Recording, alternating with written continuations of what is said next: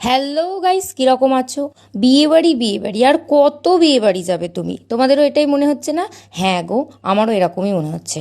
মামার বিয়ে কমপ্লিট করতে না করতেই আবার চলে এসেছে আরও একটা বিয়ে, মানে আমি বাড়ি এসেই তারপরের দিনই আর একটা বিয়ে বাড়ি ছিল। এটা ছিল আমাদের পাড়ায় বিয়ে বাড়ি এবং সেখানেই নেমন্তন্ন ছিল।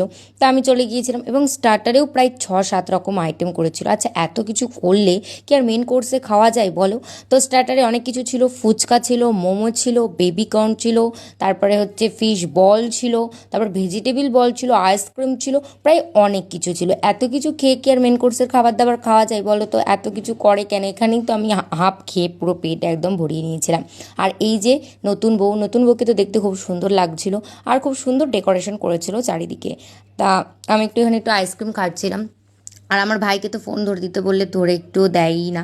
তো যাই হোক, যারা এখনো পর্যন্ত নতুন, আমি কিন্তু কি কি মেন কোর্সে খাইয়েছে সেই ভিডিও নিয়ে খুব তাড়াতাড়ি আসছি। যারা নতুন please like comment share and subscribe. Tata, সবাই ভালো থেকো, সুস্থ থেকো।